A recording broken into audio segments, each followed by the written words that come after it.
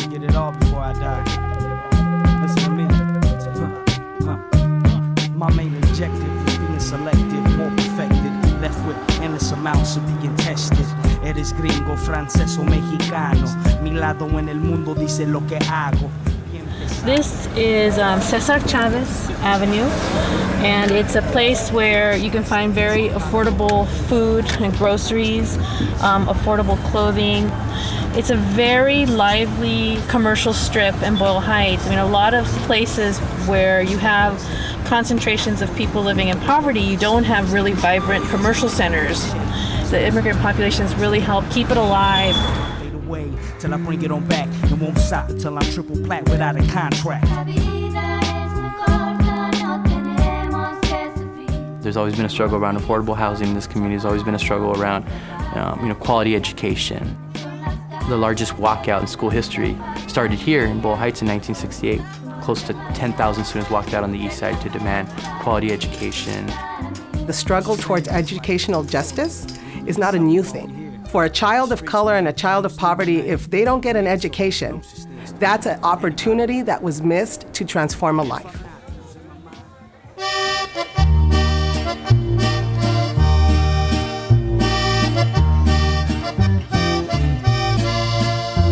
The Boyle Heights Learning Collaborative is a group of organizations that have come together to do something about the student achievement in Boyle Heights.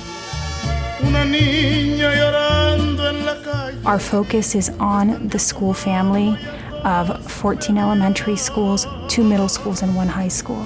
What's happening at this high school, this is a crisis that's only worsening year after year. The truth is, 5,400 students come to school every day in a school built for 1,500 students, and we have very low graduation rates, under 40%. The services that we offer are not aligned with the needs in our community. It isn't good enough just to have a good preschool experience. When they enter preschool or kindergarten in any of these schools, we want them thinking about, my kids are getting ready to go to Roosevelt High School. Roosevelt High School has a very large dropout rate. Chances are that my kid may not make it to college if these conditions remain. And so what can I do so that I can make things happen differently by the time my kid gets there? I have yet to meet a parent who doesn't want their kid to go to college. But having the desire and then knowing how to make it happen are two different things. In a wealthy area, parents would fight back, people would fight back. But in lots of areas of poverty and crime, parents don't know they can fight back, they don't know they have the rights. Entonces es posible para un estudiante para ir a este tipo de colegio, estudian por 2 años y después ir a la universidad. Sometimes it's the language issue, but even if it's not a language issue, we've learned that schools traditionally, when they give parents information, it's, I speak to you, I give you information. If there's time, we can have a Q&A at the last 5 minutes. Please don't interrupt my presentation. That's not very welcoming. And not just that, it doesn't really help parents learn. We've worked with teachers to improve their back-to-school nights. What does that look like? To have parents give their ideas about what works is really powerful. Parent to parent, they hurt each other.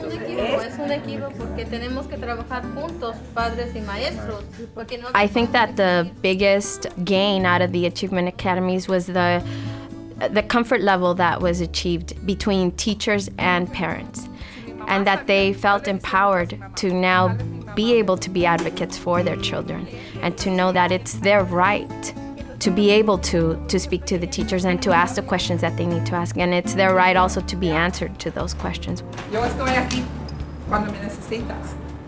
Buenos días, mi nombre es Erasmo Blas y vamos a hablarles un poco ahora del... Yo creía que nomás era mi obligación era nomás mandar al niño a la escuela y ya. Aprendí en los talleres, pues hay que llegar a preguntar por lo menos, no hay que tener temor, porque en las escuelas pues, hay traductores que pueden traducir a uno al español, ¿verdad? Hablarle al maestro, preguntarle sobre nuestro hijo, ¿verdad? Llegar, presentar, saludarlo, cómo ve a mi hijo, qué quejas tiene de mi hijo. No quedarse de manos cruzadas, sino que hay que actuar. ¿Okay? Y la actitud va a venir de ustedes los padres. Los valores van a venir de ustedes los padres. A mí me ha servido mucho en mi persona, con mis hijos, con mi familia. Si no me sigue invitando a los talleres como maestro, está bien, voy de acuerdo, pero si algún día le sirvo para dar un ejemplo, con gusto voy y se lo doy, se lo presento. Aunque no me paguen nomás, se la doy. Demostrarles que sí se puede hacer lo que uno quiere. We really needed to change a culture and biases about which children can learn, which can go to college, which can't. One of the things I'm proudest of in serving on the Board of Education was the passage of a new policy, the A through G curriculum, those courses necessary for a student to enter a Cal State or UC school. We'll have 20 parents in your workshop. That was done not just because community leaders went out there and did that work. It's because they trained parents to understand what those issues were and so that they could do something about them. You know, Boyle Heights is a neighborhood that's been really torn apart by freeways. Thousands of families were displaced to make way for the highway infrastructure that supported the growth of Los Angeles. Hollenbeck Park was this really beautiful, large park, and right now the 5 freeway just tears through it. It's time to be like la-di-da, it's okay, we have time, or it's 911. 911. And was it that way before? No. My most meaningful wake-up call was when I taught 3 years at Hollenbeck, the middle school. Walk a mile in their shoes, see what these kids are really up against, and boy, was it an eye-opener. And that's when I knew I had to really ratchet it up. Who sets the bar?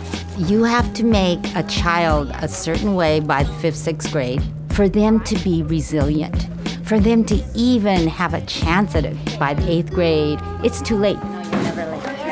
My luck was teaching next to Mrs. Hiura because it was like this incredible phenomenon would happen that as soon as I would swing the door open, our rooms are joined, they're connected, and I would swing the door open and it's like you hear the angels and the harps and it was like this, right?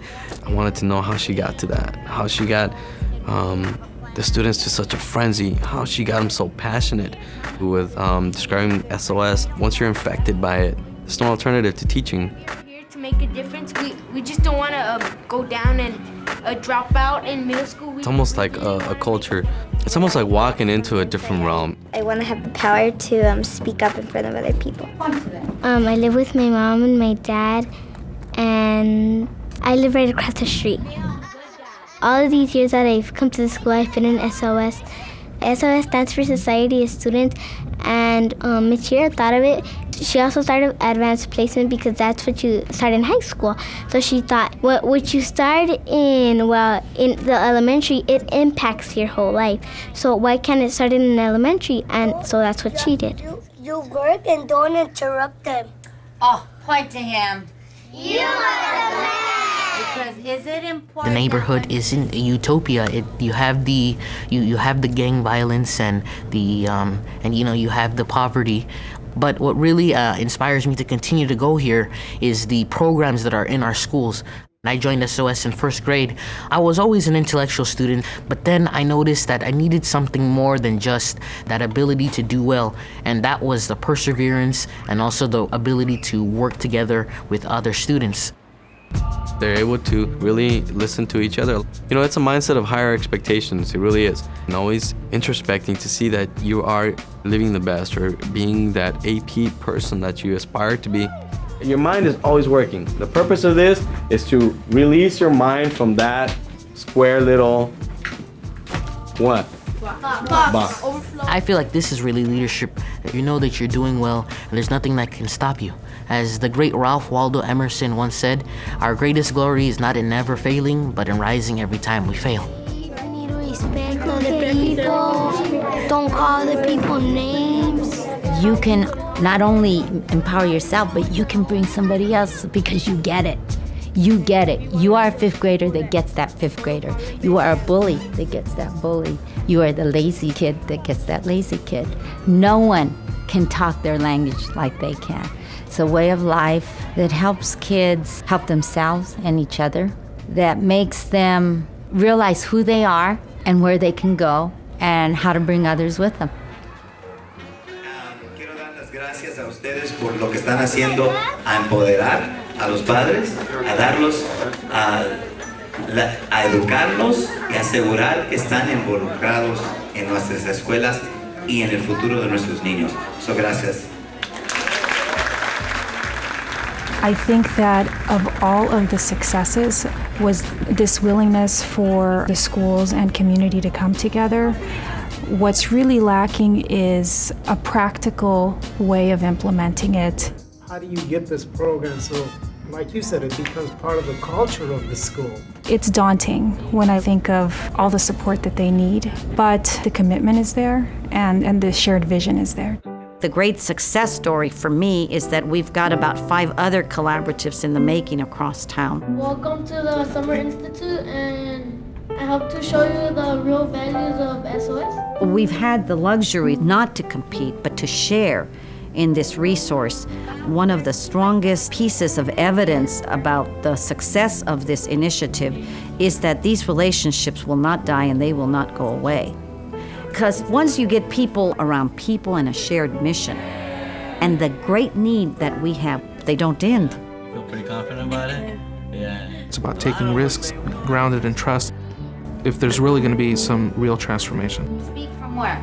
Your heart. That's hopefully going to get some of my students to end up in college and hopefully come back one day and be a teacher, or be a doctor, be a lawyer, be an engineer.